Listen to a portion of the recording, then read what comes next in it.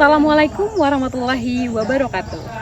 Selamat pagi, Om Swastiastu, Namo Buddhaya, Salam Kebajikan. Perkenalkan, saya Yulianti SPD, guru SMP Negeri 13 Ketungau Tengah, Kecamatan Ketungau Tengah, Kabupaten Sintang, Provinsi Kalimantan Barat. SMP Negeri 13 berada di Desa Argomulyo, Kecamatan Ketungau Tengah, Kabupaten Sintang, Provinsi Kalimantan Barat.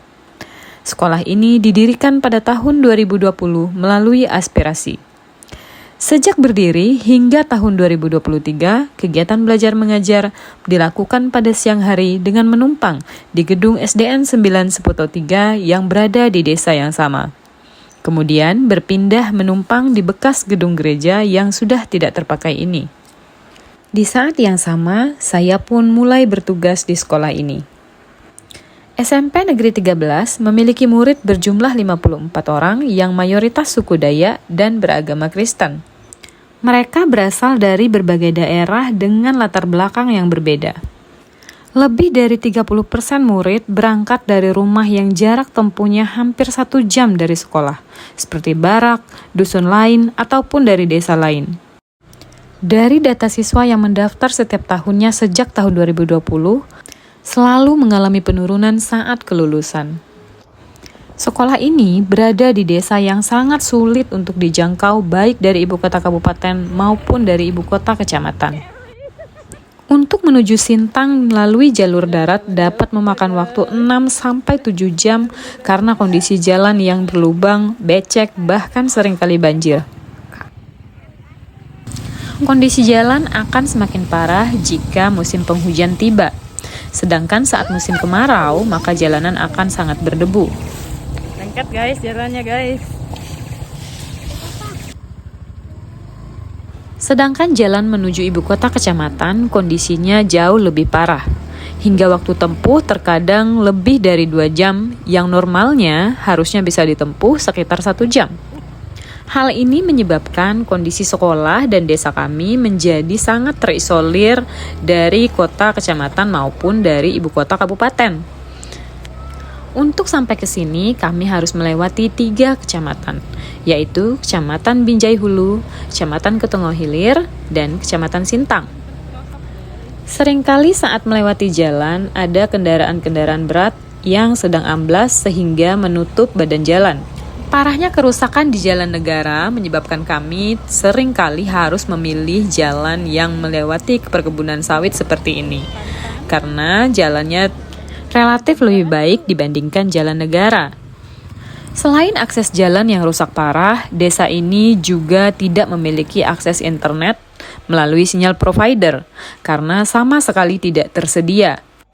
Listrik pun hanya menyala mulai pukul 4 sore hingga pukul 6 pagi dan seringkali mengalami pemadaman. Namun internet masih dapat diakses di beberapa warung warga. Kita harus berjalan sekitar 5 menitan untuk mencari wifi. Jadi kita mau akses internet, tapi harus berjalan dulu. Minimnya fasilitas pendukung kegiatan belajar mengajar tidak menyurutkan semangat saya untuk memenuhi kebutuhan belajar siswa-siswa saya. Meskipun secara geografis masih terisolir, namun banyaknya warung wifi satelit di desa ini menyebabkan banyak siswa yang dapat mengakses internet secara bebas. Hal ini menyebabkan banyak informasi yang diserap dan budaya negatif yang masuk tanpa kontrol dan pengawasan dari lingkungan sekitar. Hal ini juga menurunkan minat murid dalam belajar. Sebagai guru, sangat penting untuk memberikan penjelasan dan pendampingan agar murid lebih bijak dalam bermedia sosial. Kondisi sosial, budaya, dan ekonomi masyarakat di desa juga mempengaruhi bagaimana kesadaran masyarakat akan pentingnya pendidikan di desa ini. Banyak murid yang bahkan tidak ada yang mendampingi belajar di rumah karena keterbatasan yang ada. Beberapa anak juga dinikahkan oleh orang tuanya karena khawatir akan sanksi adat yang bisa mereka terima. Budaya gawai atau pesta rakyat kadang membuat siswa terpengaruh pergaulan bebas jika tidak diawasi oleh orang tua. Perjuangan terberat saya di sekolah ini adalah mempertahankan murid-murid saya agar tetap mau ke sekolah dan tidak putus sekolah. 3 dari 5 siswa yang putus sekolah pada tahun 2024 mengalami kesulitan dalam membaca. Meski sudah diberikan pendampingan, mereka akhirnya memilih untuk menyerah dalam belajar dan ingin bekerja untuk membantu orang tuanya di rumah. Mereka kemudian berhenti ke sekolah.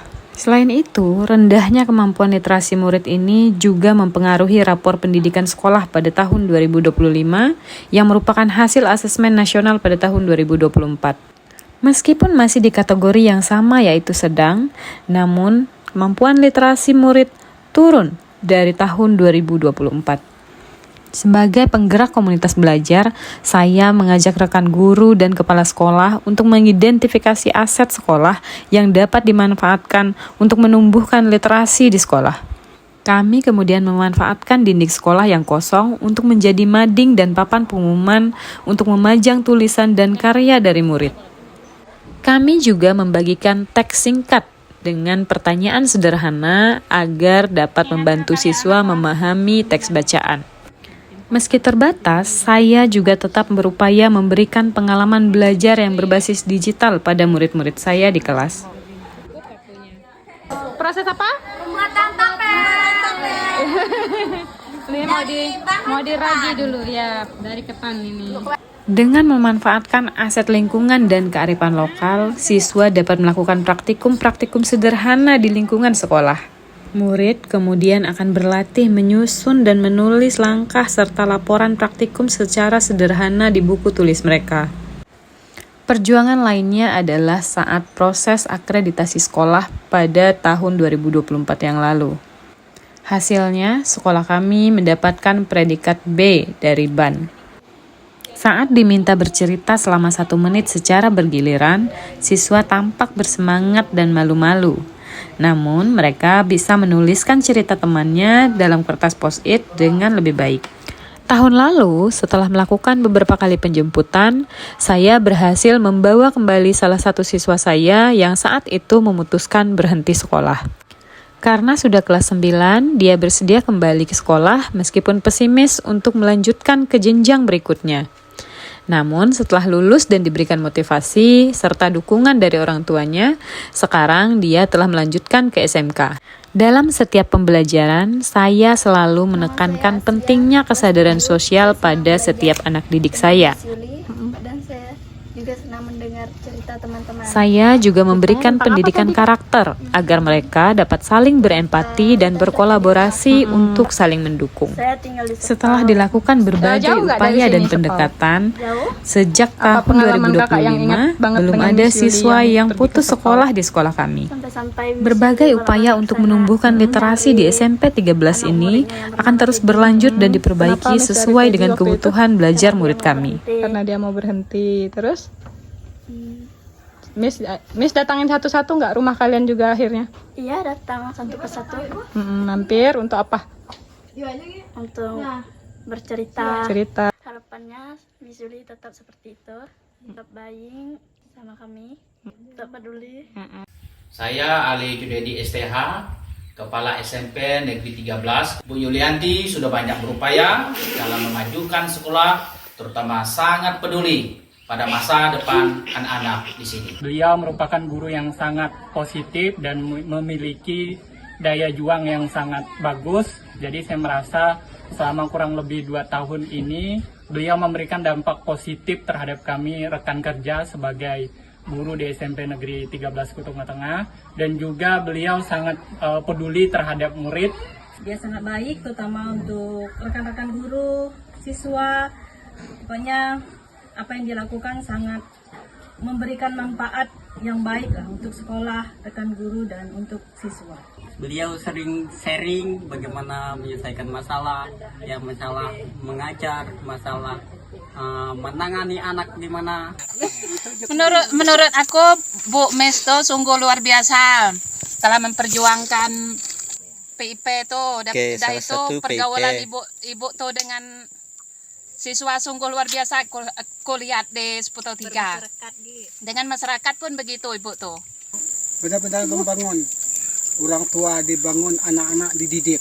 Oke. Semua urusan tuh agak lancar. Ya. Tuh menurut saya cap jempol. Cap jempol ya. Oke.